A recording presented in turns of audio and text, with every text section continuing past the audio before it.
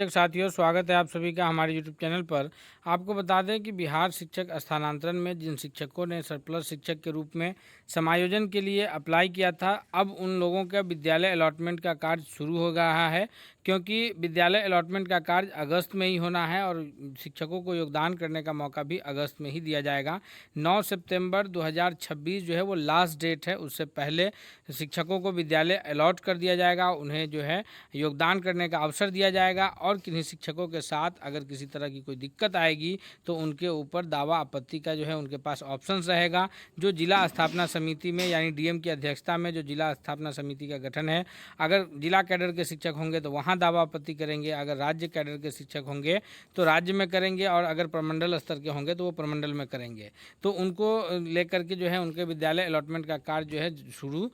होने को है। अब आगे हम बात करेंगे कि बहुत सारे शिक्षक ऐसे हैं जिन शिक्षकों का जो है आवेदन भी रद्द हो गया है, तो उन पर भी हम लोग बात करेंगे। और साथ ही साथ उन शिक्षकों के बारे में बात करेंगे जिस पर शिक्षा मंत्री का बयान आया है कि 5 वर्ष से अधिक समय से जो शिक्षक किसी विद्यालय में हैं तो उन्हें उस विद्यालय से ट्रांसफ़र किया जाएगा। और दूसरी बात ये कि अगर कोई पुरुष शिक्षक अपने प्रखंड में है तो उन्हें प्रखंड से बाहर जाना होगा, और कोई महिला शिक्षिका अपने पंचायत में कार्यरत है तो उन्हें अपने पंचायत से बाहर जाना होगा। इन सभी पर चर्चा करेंगे एक एक करके। अगर आप चैनल पर नए हैं तो प्लीज़ चैनल को सब्सक्राइब करते हुए बेल आइकन को प्रेस कर लीजिए, ताकि अगला हर अपडेट आपको सबसे पहले मिलता रहे।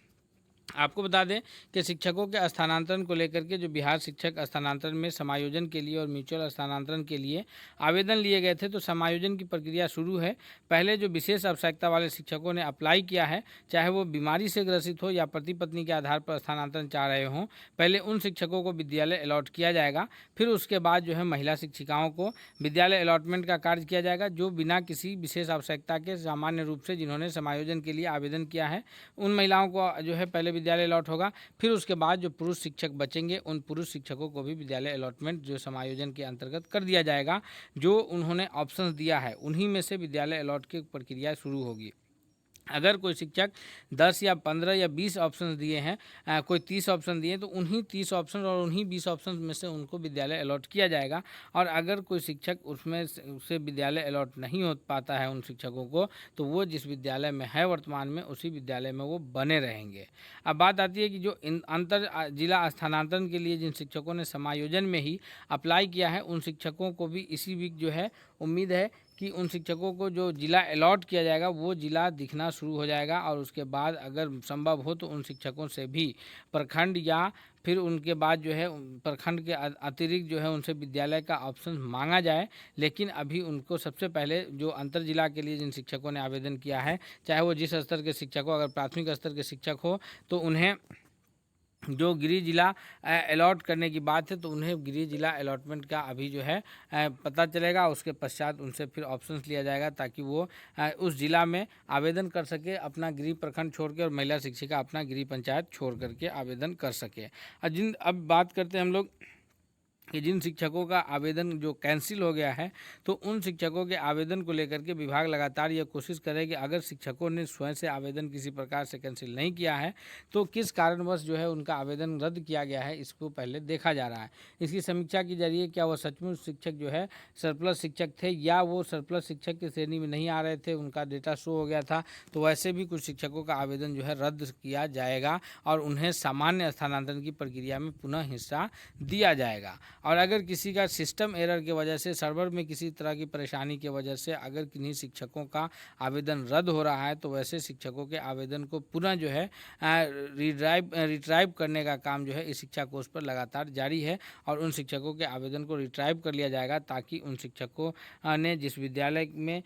हम लोग बात करेंगे कि शिक्षकों के सामान्य स्थानांतरण की प्रक्रिया की। तो आप सभी अवगत हैं कि जो शिक्षकों के जो सामान्य स्थानांतरण की प्रक्रिया है ये पूरी तरह से ऐच्छिक स्थानांतरण की प्रक्रिया है। और 5 वर्षों से अधिक समय से एक ही पंचायत में पदस्थापित महिला शिक्षिका या एक ही प्रखंड में पदस्थापित पुरुष शिक्षकों के लिए यह एक बहुत ही महत्वपूर्ण सूचना है, क्योंकि जो सामान्य स्थानांतरण की प्रक्रिया है इसके लिए आवेदन सितंबर महीने में 17 सितंबर से लेकर के 23 सितंबर तक आवेदन लिए जाएंगे। इससे पूर्व समायोजन में शिक्षकों का जो है शिक्षक अभाव वाले विद्यालय में भेजा जाएगा और जो म्यूचुअल स्थानांतरण के लिए जिन शिक्षकों ने आवेदन किया है उन शिक्षकों को भी जो है विद्यालय अलॉटमेंट का काम 10 से 14 सितंबर के बीच कर दिया जाएगा। उसके बाद जिन विद्यालयों में शिक्षकों की कमी रहेगी उसके रिक्ति के हिसाब से 16 सितंबर को रिक्ति जारी की जाएगी और शिक्षकों के लिए से जो है आवेदन लेने की प्रक्रिया 17 सितंबर 2026 से शुरू होगी और यह 23 सितंबर 2026 तक चलेगी। यानी 6 दिन का समय जो है शिक्षकों को दिया जाएगा आवेदन करने के लिए।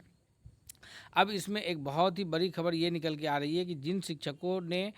जो शिक्षक इच्छुक हैं कि जब सामान्य स्थानांतरण की प्रक्रिया शुरू होगी तो उन्हें स्थानांतरण के लिए आवेदन करना है, लेकिन कुछ ऐसे शिक्षक हैं जिन्हें इसकी कोई इच्छा नहीं है कि वो आवेदन करेंगे, क्योंकि वो अपने या तो गृह पुरुष शिक्षक हैं, गृह प्रखंड में हैं, तो उनके लिए बहुत ही आसान है कि वो इसमें आवेदन में हिस्सा न ले और जो है वो जिस जगह पे हैं वहाँ बने रहें। महिला शिक्षिका अपने पंचायत में है, अपने गाँव में है, तो उन शिक्षिकाओं के लिए भी ये बड़ी ऑप्शंस है कि वो वहाँ बनी रहें अगर वो सरप्लस घोषित नहीं हुए हैं तो। लेकिन ऐसे में शिक्षा विभाग की तरफ से माननीय शिक्षा मंत्री के द्वारा जो है एक बार बार बयान दिया जा रहा है कि जो शिक्षक 5 वर्ष ये से एक ही समय में है, 5 वर्ष या उससे अधिक समय से एक ही पंचायत में पदस्थापित है, यानी एक ही पंचायत में अगर वो कार्यरत हैं तो उन शिक्षिकाओं को, महिला शिक्षिका को अपना गृह पंचायत छोड़ करके गृह प्रखंड के अंतर्गत किसी दूसरे पंचायत के विद्यालय में स्थानांतरण होना होगा। और जो शिक्षक एक ही प्रखंड में अगर 5 वर्ष या उससे अधिक समय से कार्यरत है तो उन पुरुष शिक्षकों को भी अपना गृह प्रखंड छोड़ करके बगल के प्रखंड में स्थानांतरित होकर के जाना पड़ेगा। तो अब ऐसे में बात ये आ रही है कि ये जो नियमावली है, बिहार शिक्षक स्थानांतरण की जो नियमावली 2026 है, जो जून महीने में नियमावली बनकर तैयार हुई है, तो इस नियमावली में पूरी तरह से स्थानांतरण को ऐच्छिक स्थानांतरण रखा गया है। लेकिन ऐच्छिक स्थानांतरण होने के बावजूद जो महिला शिक्षिका अपने पंचायत में कार्यरत हैं और उन्होंने सरप्लस घोषित नहीं हुआ है, सरप्लस का जो नियम बनाया गया था एसओपी के मुताबिक, या तो सबसे 5 साल से अधिक से कार्यरत या फिर सबसे अंतिम कार्यरत शिक्षकों को सरप्लस घोषित किया जाएगा। लेकिन वो अगर सरप्लस में नहीं आई हैं और विभाग के तरफ से अब उन्हें ज़बरदस्ती स्थानांतरण करने की बात चल रही है, पुरुष शिक्षकों को अपने गृह प्रखंड से बाहर स्थानांतरण करने की बात चल रही है। हालांकि नियमावली पूरी तरह से ऐच्छिक स्थानांतरण है और ऐच्छिक स्थानांतरण ये कहता है कि अगर आपको इच्छा है तो आवेदन कर सकते हैं, अगर इच्छा नहीं है तो आवेदन नहीं कर सकते हैं। लेकिन एक तरफ मंत्री जी का ये बयान आ रहा है कि उन्हें जो गृह पंचायत या गृह प्रखंड में कार्यरत है उनको अपना पंचायत और प्रखंड छोड़ना होगा, नहीं तो आगे की बात है कि 17 सितंबर से सामान्य स्थानांतरण के लिए आवेदन होगा। आवेदन नहीं करने पर विभाग द्वारा स्वतः स्थानांतरण किया जाएगा। अब विभाग अगर किसी शिक्षकों का स्वतः स्थानांतरण करेगा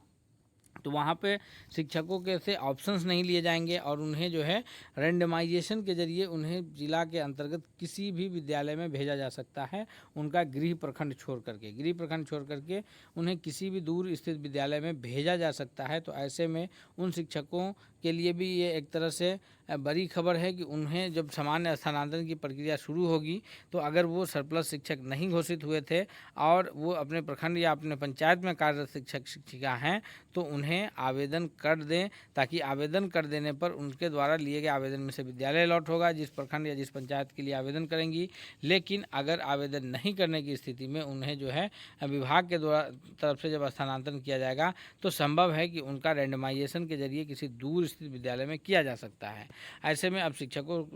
से जब सामान्य स्थानांतरण की प्रक्रिया शुरू होगी तो उसमें आवेदन की बात की जाएगी। हम मिलते हैं अगले जो भी नई अपडेट आएगा उसके साथ, तब तक के लिए बहुत बहुत धन्यवाद। चैनल पर नए हैं तो प्लीज़ चैनल को सब्सक्राइब करते हुए बेल आइकन को प्रेस कर लीजिए। मिलते हैं अगले अपडेट के साथ, बहुत बहुत धन्यवाद।